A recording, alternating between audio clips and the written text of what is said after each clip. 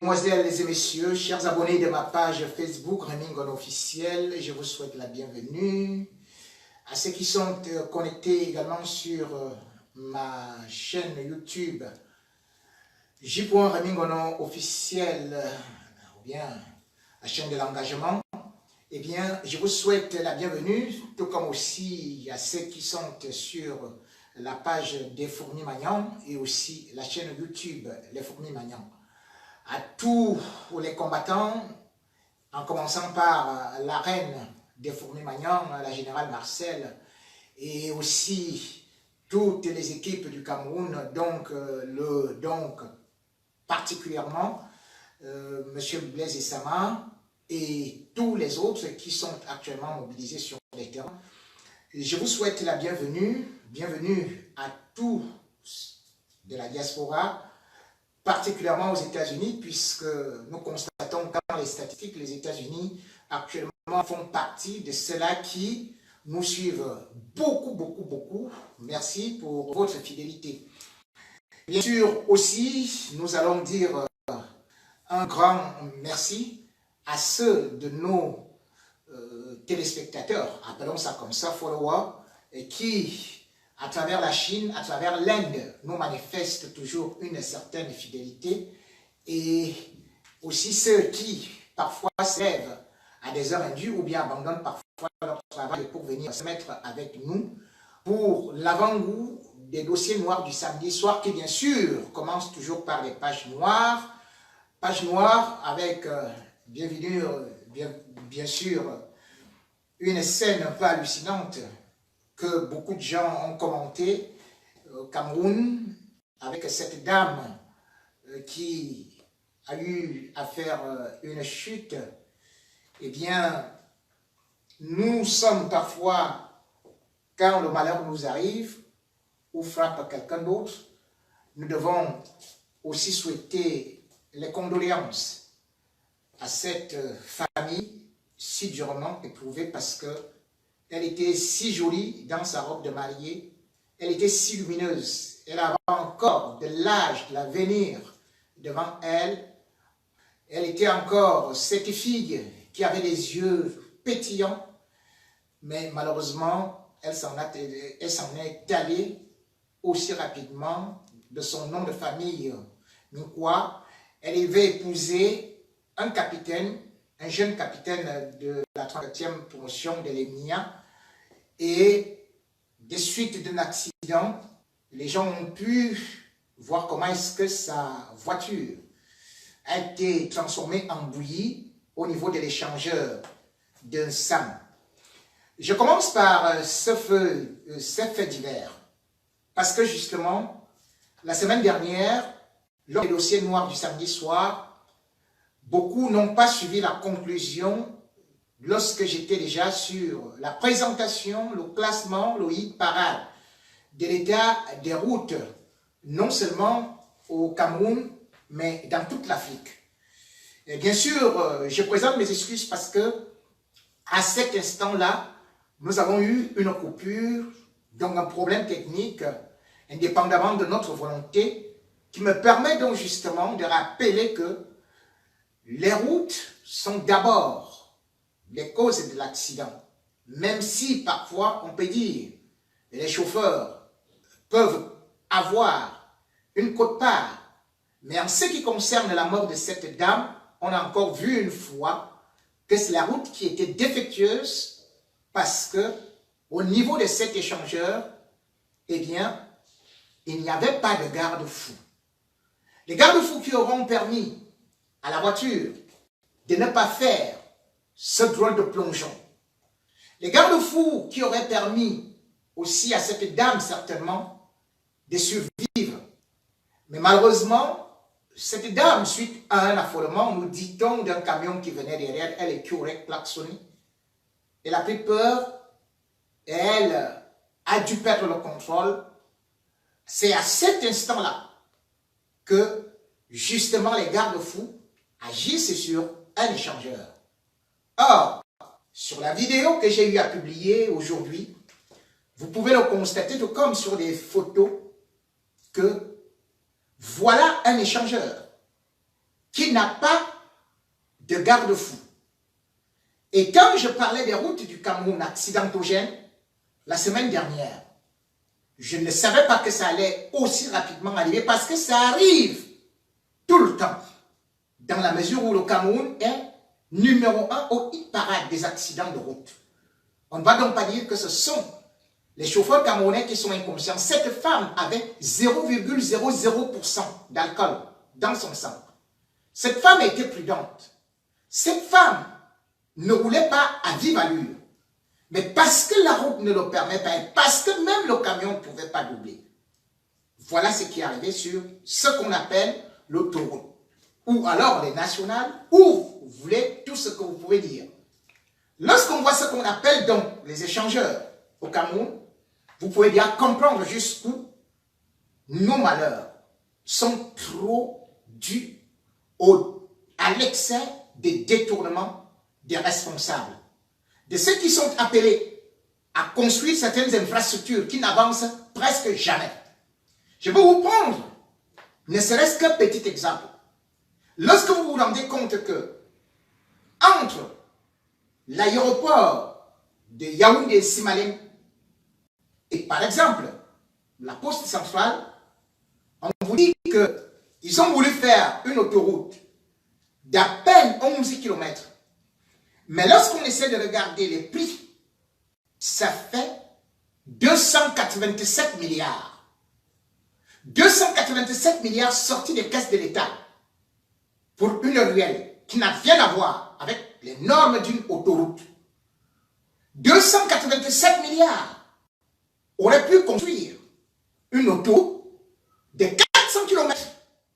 Lorsque vous regardez les prix qui sont pratiqués partout ailleurs, et comme je le disais en fin de mon programme la semaine dernière, c'est que justement, lorsque la Banque mondiale se plaint des travaux de route au Cameroun, enfin de toutes les infrastructures, de la cherté, de surfactation, eh bien, il faut aller sur le terrain pour voir ça.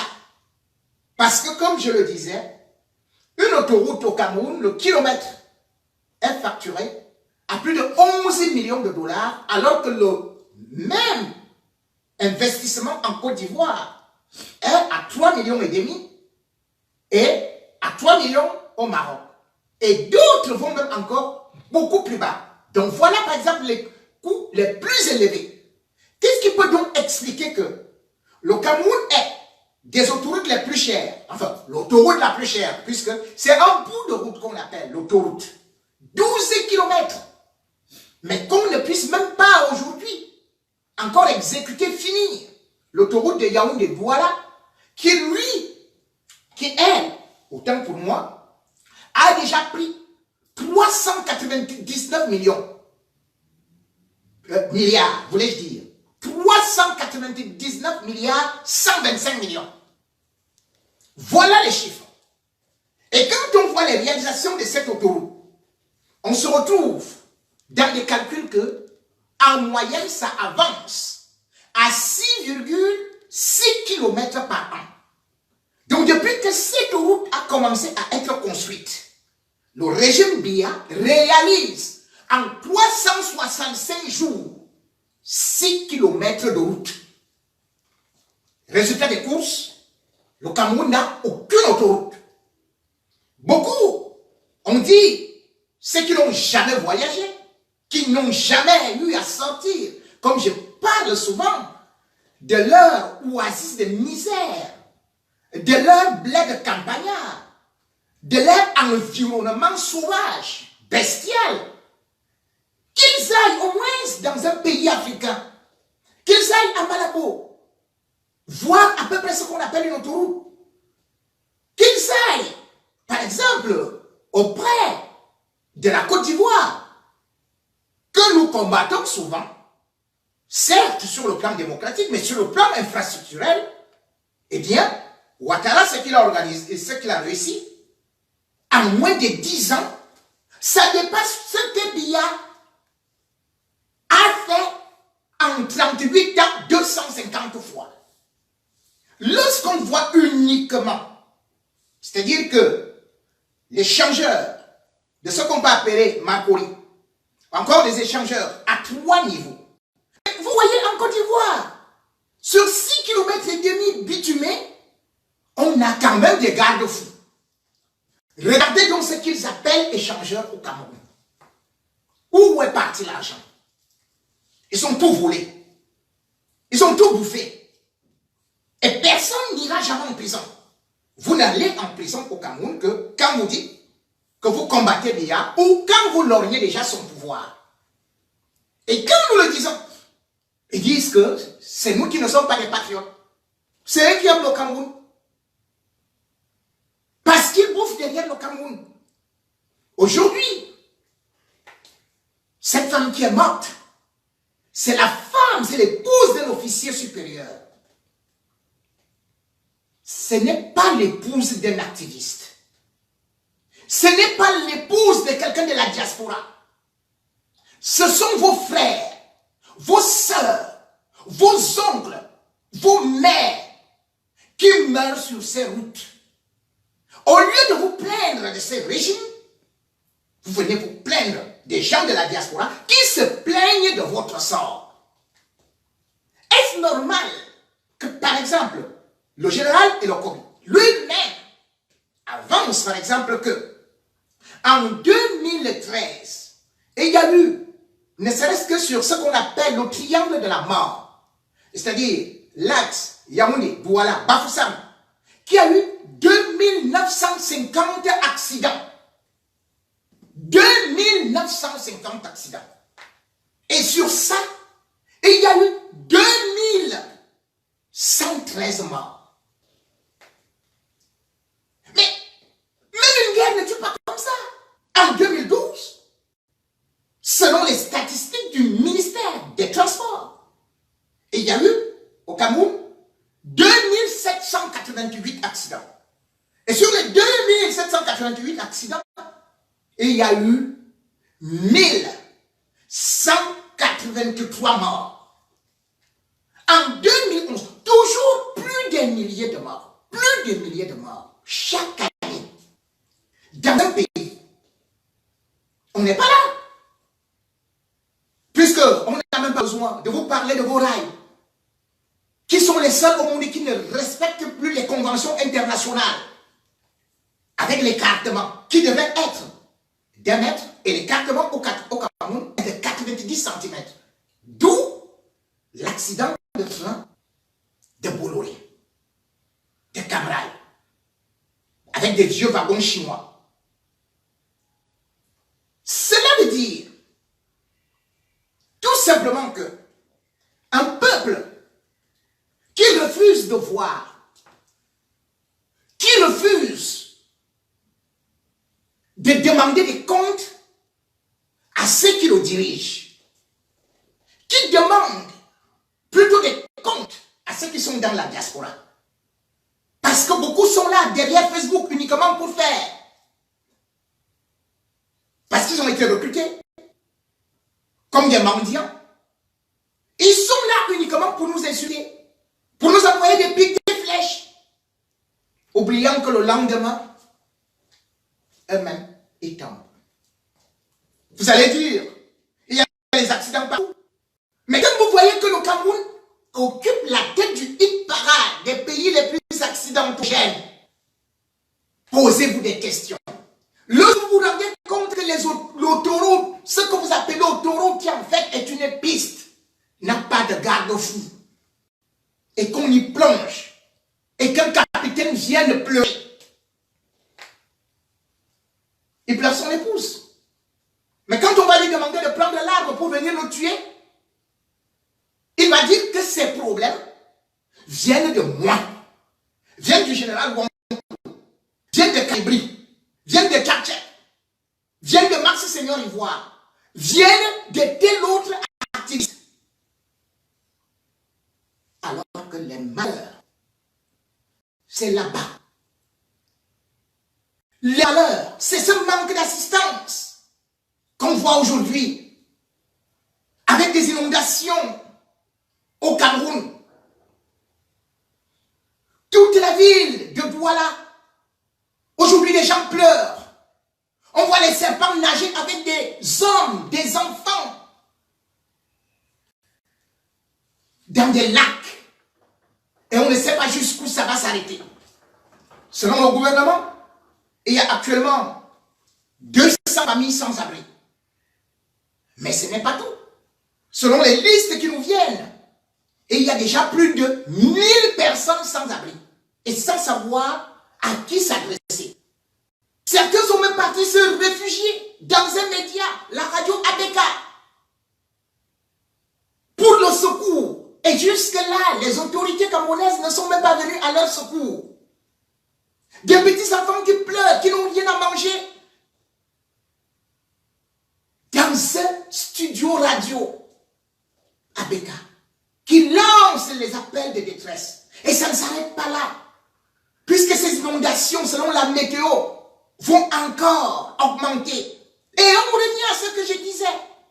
Lorsque le bandit de la CAF venait vous dire que le Cameroun avait les plus beaux stades, je vous disais, il n'y a pas de route, il n'y a pas de canalisation, il n'y a pas d'hôpitaux. Vous avez dit que les stades étaient trop beaux.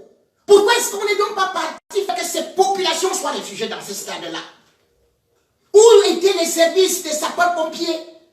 Où sont-ils? Et les langues, en tout cas, demain encore, sera pire, parce que ça ne s'arrête pas là. Ce qu'on a vu, ça frappe.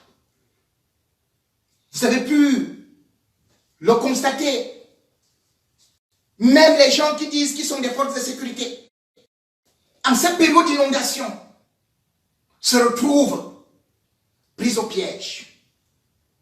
Et il y a une jeune dame, militaire de son état, qui est morte hier, à Douala, parce qu'on est parti avec elle à la Kentini.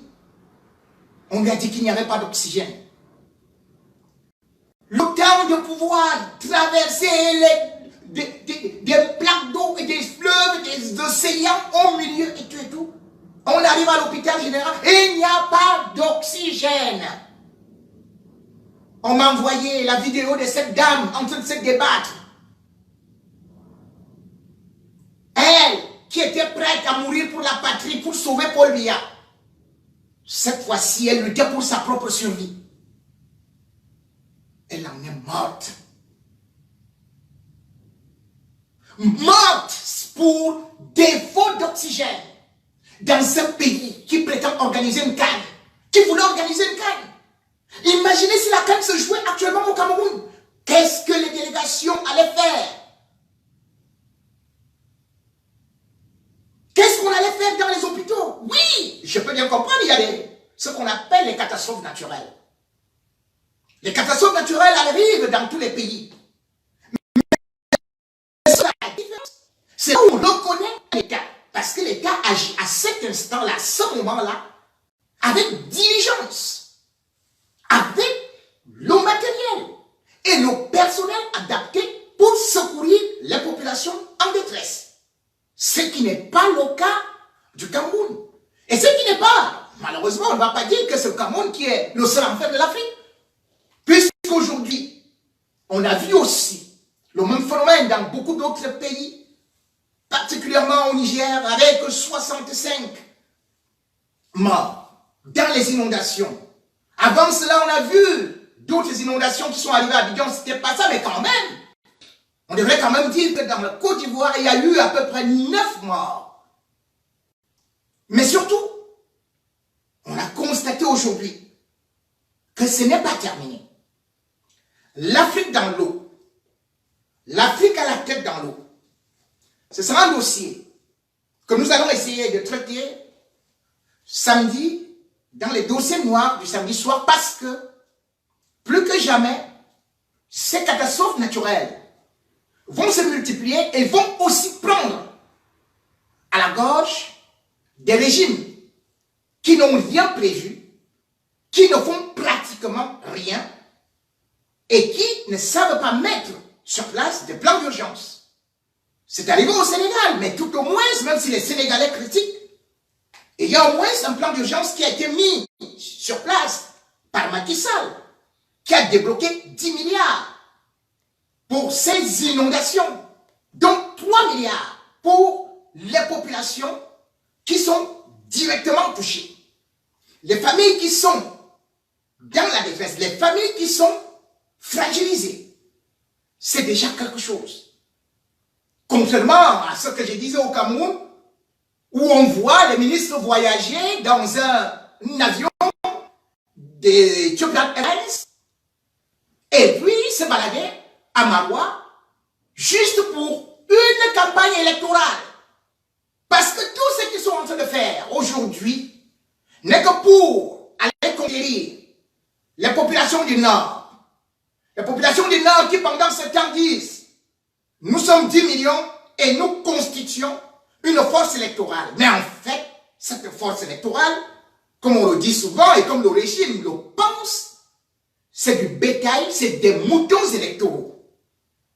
Et avant cela, il faut comprendre pourquoi est-ce que c'est maintenant que le régime pense au Grand Nord. Depuis tout ce temps, ne savait-il pas qu'il y a des inondations, qu'il n'y a pas de pont, qu'il n'y a pas d'eau, qu'il n'y a pas d'électricité, que les populations sont abandonnées, qu'il n'y a pas d'école? Ce n'est pas aujourd'hui qu'on va le découvrir.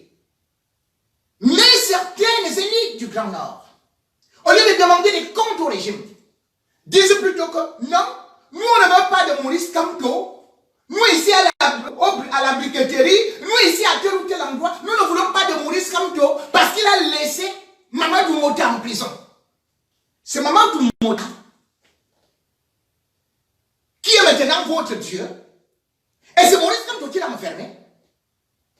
Ce n'est pas Paul Biya qui a enfermé Mamadou Mota et vous dites que c'est Maurice Kamto qui est parti le laisser en prison.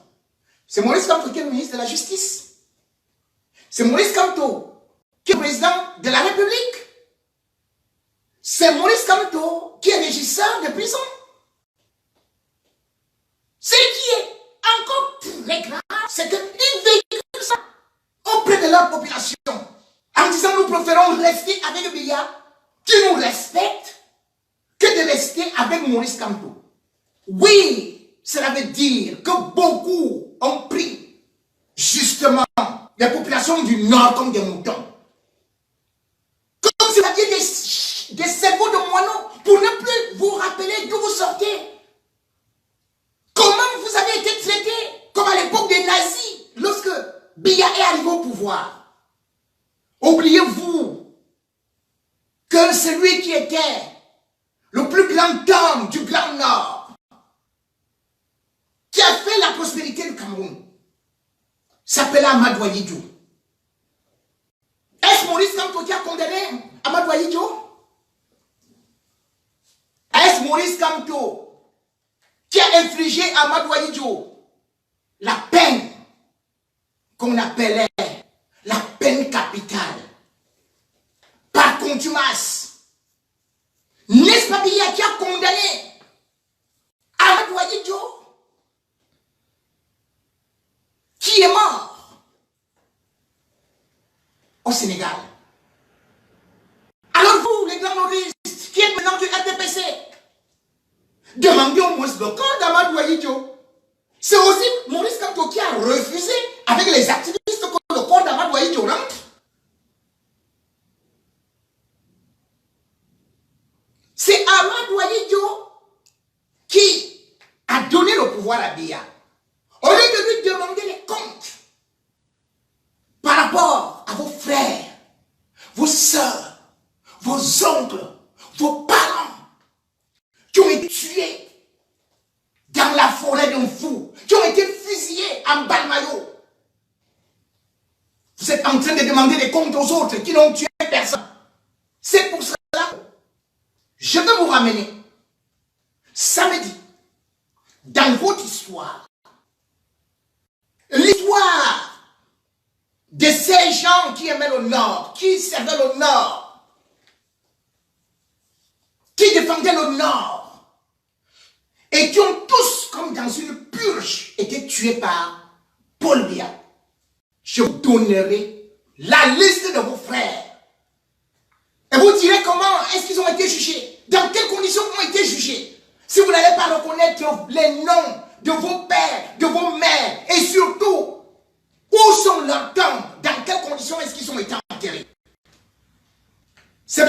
s'asseoir et dire, nous sommes au Grand Nord, nous valons 10 millions de personnes, nous préférons être avec tel, nous préférons être avec le RDPC. Un RDPC, un régime qui vous a bestialisé, qui vous a commercialisé, qui vous a régné, qui vous a chosifié, qui vous a piétiné, qui vous a humilié. Oui, je me souviens, dans mon village, alors qu'il y avait les grands commerçants venant du Nord, qui avaient trouvé de l'hospitalité, qui étaient presque des autochtones, avant que Biya ne vienne avec ce mot d'halogène. Eh bien, qu'est-ce qu'on est venu nous dire? Nous qui disions pacifiquement avec vous du Nord. On est venu nous dire, les nordistes veulent nous zigouiller, ils veulent nous castrer. S'ils viennent au pouvoir, s'ils viennent au pouvoir, c'est ce qu'on me disait. J'étais tout petit. J'ai commencé subitement à avoir peur des nordistes. Tout ça, c'est parce que Biya avait envoyé ces brontosaures de son régime nous faire un lavage de cerveau. Nous montrer que le nordiste était méchant, était cruel, était barbare. C'est comme ça qu'on nous a façonnés. Et c'est comme ça qu'on a façonné nos tribalismes. Et c'est comme ça qu'on est en train de vous manipuler. Après nous avoir dit derrière que vous n'étiez pas intelligent. Je connais des nordistes qui sont très intelligents et qui sont mes amis. Qui ne partagent pas vos discours. Qui ne sont pas capables de pouvoir encore être dans le RDPC. Ce n'est pas les Bello Poupa Maïgari qui vous aiment. Ils vous ont trahi. Ils vous ont trahi comme tous ces députés mangent tout, bourrent tout, fument tout. Qui sont là avec le RDPC, avec Paul Biya, qui dînent avec Satan. Et qui sont prêts à dire qu'ils iront aux élections. Oui, ces élections, c'est uniquement pour eux. Je l'ai déjà dit et je le répète. Ce n'est pas pour l'intérêt du peuple camerounais. Ce n'est pas pour l'intérêt de l'autonicité. Ce n'est pas pour l'intérêt de la réconciliation. C'est pour leur intérêt. Leur intérêt machiavélique. Leur intérêt satanique. Leur intérêt luciférien, parce que plus le Cameroun est dans cet état, plus le Cameroun est déchiré, plus ils mettent encore du feu. Mesdames et messieurs, sur ces élections, dont je vais y revenir dans quelques instants, sachez que aujourd'hui, c'est la panique au sein du régime. C'est la panique où on ne sait pas où se trouve Biya. Oui, selon les enquêtes que nous avons menées et des sondages, tout ce qu'on vous montre à la télé, Biya Ambomaka, nous sommes allés là-bas, au fond de son palais. On n'a plus jamais vu Biya, ni Chantal Biya. Et certains des Nangas qui travaillaient au palais présidentiel sont en train de prendre fuite. Cela veut dire que le régime sent la faim. Comme on vous annonçait déjà que Ferdinand Gongo avait fait voyager sa famille.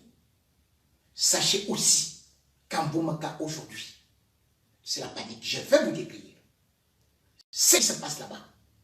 Au regard des enquêtes que nous avons eues à faire, à obtenir, je vais également essayer d'entrer au fond de cela que la première dame, dont nous sommes sans nouvelles, a eu à placer à gauche et à droite pour se positionner. Parce qu'aujourd'hui, ce pays, on oublie une chose, la première dame a mis des pieds un peu partout. Dans ce qu'on appelle la lutte de succession. Qui va succéder à Biya? C'est de ça qu'il est déjà question. Aujourd'hui, des factions militaires sont positionnées. Douala Yaoundé et les entrées de la ville sont quadrillées. Parce qu'il y aura, dans les jours qui viennent, beaucoup de mouvements. La peur est là. Biassi l'est encore un peu homme, un peu momie, un peu Alzheimer. Il est déjà prêt à aller dans son bunker. Et lorsqu'on voit ce qui se passe, c'est pour dire au peuple camerounais qui est là, que sachez que même au sein de l'armée aujourd'hui, on tremble, puisque l'armée n'obéit même plus aux ordres. Je vais vous donner des exemples de la rébellion qui actuellement est en train de se passer au sein d'une armée sclérosée, vampirisée et surtout corrompue. Cette armée, aujourd'hui, est devenue la faiblesse de ce régime qui est prête à exploser. L'armée qui était la force du régime ne pourra plus tirer, ne va pas tirer. Et si jamais ils font l'erreur de tirer, ils vont récolter de lourdes conséquences. Parce qu'aujourd'hui, comme le disait bien sûr le porte-parole du MRC de Maurice Kamto, l'heure des abeilles a sonné. Il faut désormais récolter le miel.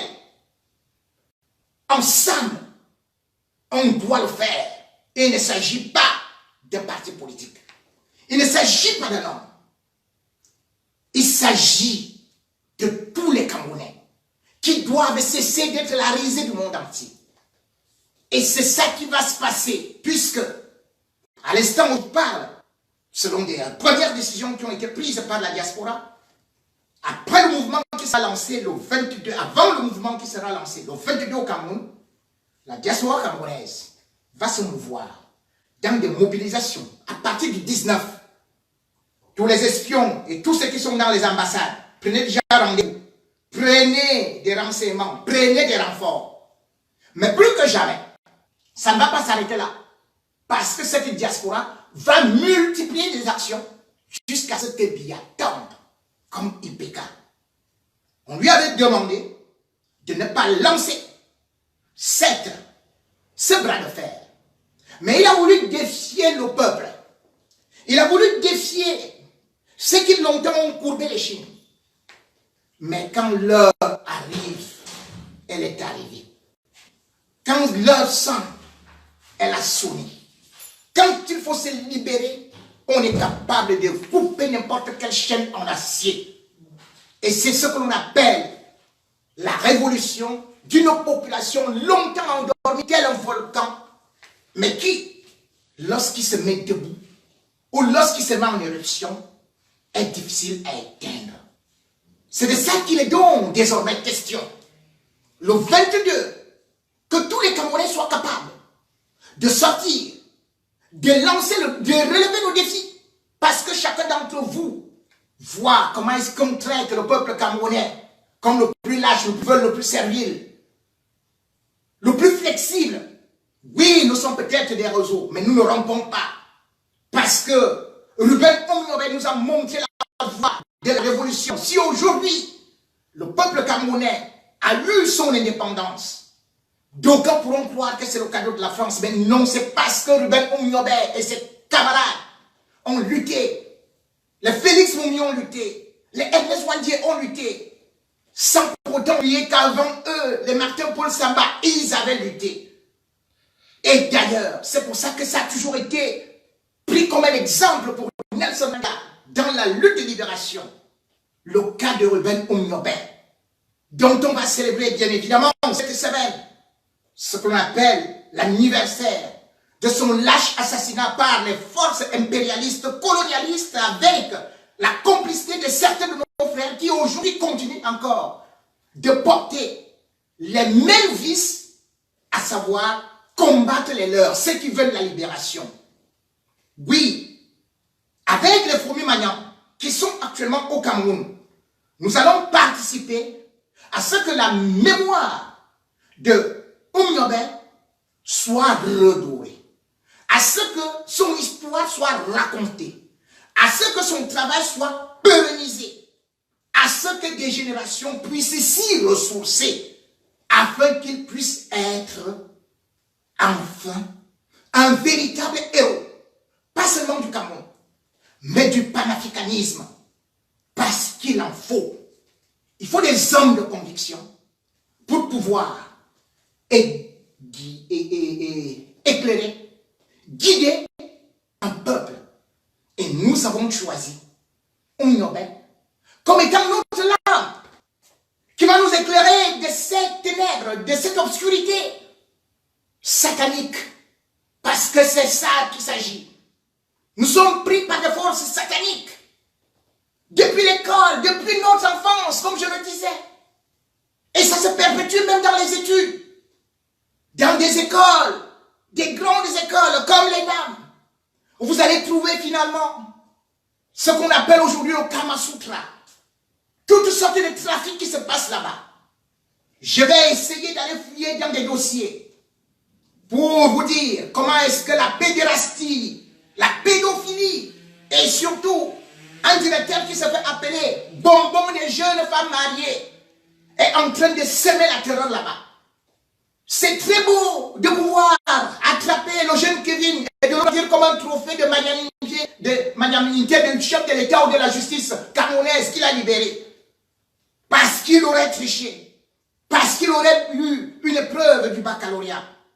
Mais savez-vous comment est-ce que Brenda Biya a fait pour entrer à l'ENAM? Est-elle même allée? Junior, cette histoire-là, on ne vous l'a pas racontée. Je viens donc, samedi, ouvrez les volets, ouvrez les portes pour vous installer dans ce qui se passe, dans cette école qui est supposée être celle de la méritocratie, mais qui est plutôt celle de ce qu'on peut appeler le satanisme pur et dur. L'ENAM. Je viendrai dans les dossiers noirs du samedi soir, comme je vous l'ai promis.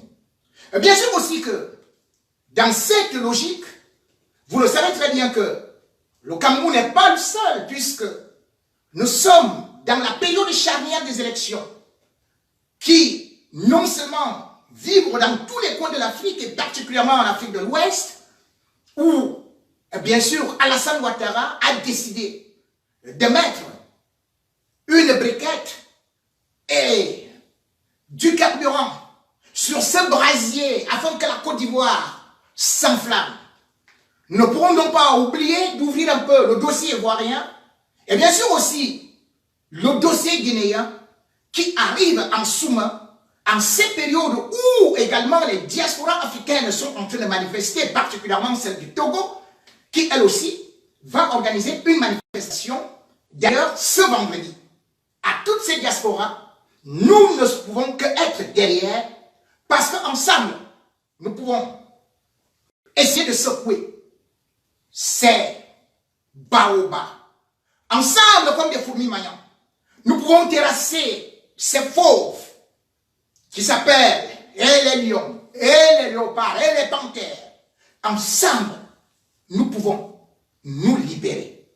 Sur ce, mesdames, mesdemoiselles et messieurs, tout en espérant que les dossiers noirs du samedi soir vous ouvriront encore d'autres armoires et aussi d'autres dossiers qui vont arriver parce que je n'annonce jamais tout. Vous avez pu le constater. Et selon l'actualité, eh bien, achetez vos pop-corn. Prenez un bon verre de jus. Moi, je n'en prends jamais ni de l'eau. Et je suis là toujours chaud pour vous mettre le chaud et dans le chaud. Peut-être avec, parfois,